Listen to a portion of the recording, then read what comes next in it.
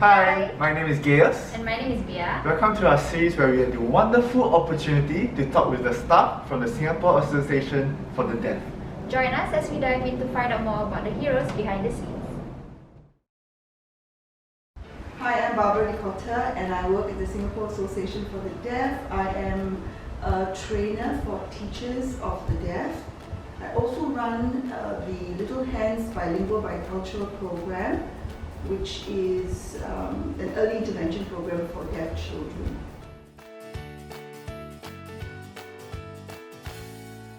The Little Hands Bilingual Bicultural Program is a communication program for deaf children who need to use signing as a means to communicate and to access information.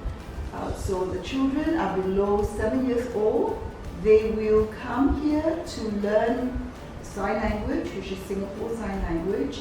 They will also learn another language, which is English, and this can be in the form of speech and definitely written and reading. So it is a program that prepares the children to go into formal schooling. Whether they go into Mayflower Primary School, they go into another mainstream school, or they go into Lighthouse School when they are 7 years old. We started the bilingual bicultural program for the children in 2018. That's when Mayflower Primary School, which is the designated primary school for accepting deaf children, started their program of co-teaching. Now, when the children go into Mayflower Primary School, they are expected to assess the mainstream curriculum primary 1. What we found, we teachers there found, was that they had very little, no language coming in. When I talk about language, they either didn't know Singapore Sign Language yet. Most of them, reading levels were very low if they had reading levels. And so opening up or starting Little Hands Bilingual Bicultural Program helped to form a foundation for these children when they go into primary 1, so that when they go in, they're already reading, they're already writing, they can already sign SGSL, which means that they will be able to assess the primary 1 curriculum easier.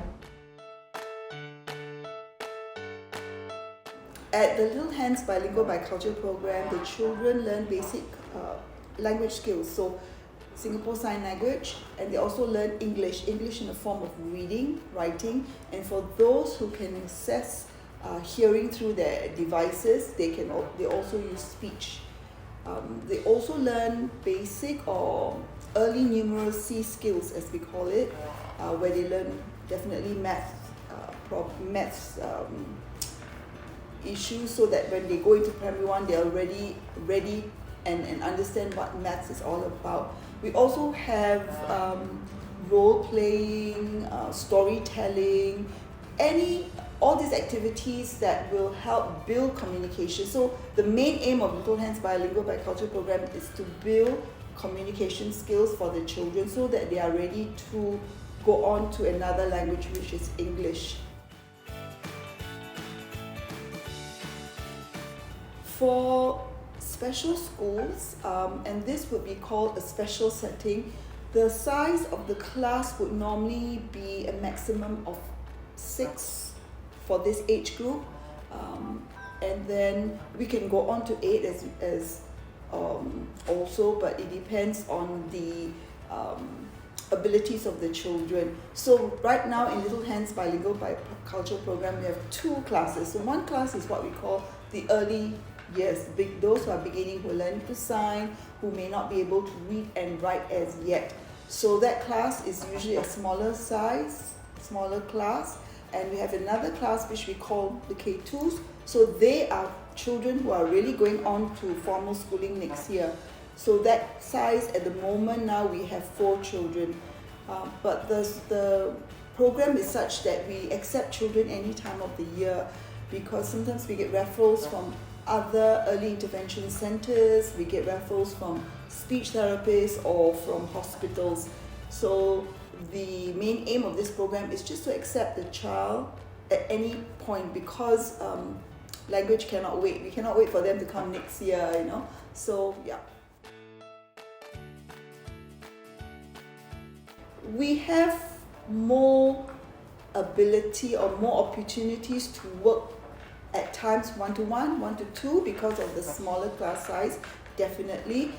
In a class, in any school, whether they are special children or regular children, the teachers always will have differentiated work. So in this arrangement, definitely differentiated work is easier to manage.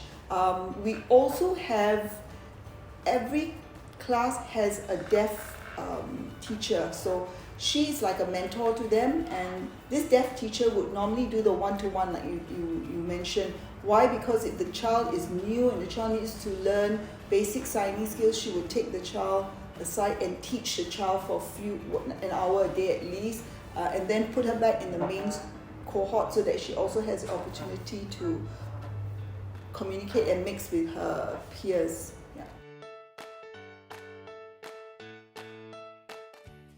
It did, definitely. Last year especially, and even the year before, of course, with the lockdown, we had to close for the same time as other schools, and definitely we couldn't do what we call HBL, home-based learning. They were too young. Even with parents having them seated on their laps, it was not conducive, not really possible.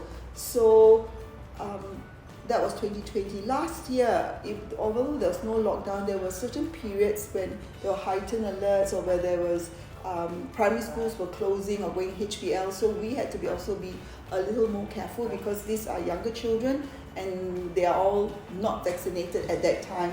So we also closed for a few days.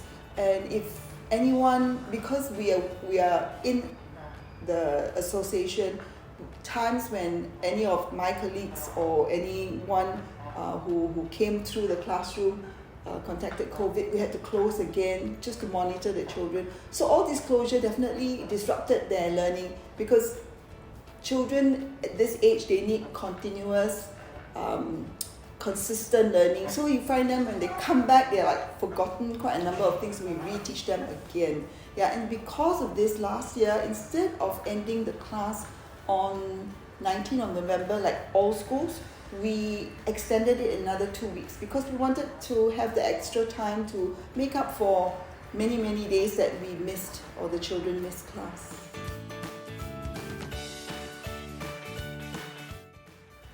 For one, we teach the parents the topics that we're going to teach sometimes. When it's possible, we teach the parents so that the parents can continue that learning at home. The sign language class that we organized for parents was very unique, in the sense that the instructor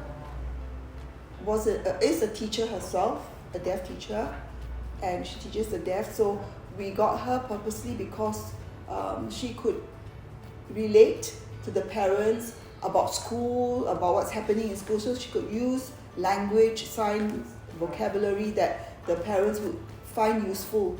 The parents could have gone to the public class that the association runs, but we wanted this so that during the pandemic, as you say, during the times when the children couldn't come to school, this teacher acted as someone who could give them information like, okay, your child is supposed to be learning this topic now, and these are the signs. So the parents could use with the children. So we tried to accommodate. Definitely, we gave the children, we prepared worksheets, we prepared things that the children could do at home, so that any time we had to close, they were given these worksheets to continue learning at least. And it's actually amazing how we always see sign language as not related to spoken languages, but actually there are similarities and also differences, of course. But it's just very interesting how you can communicate not through words and through your hands, as in not through your voice.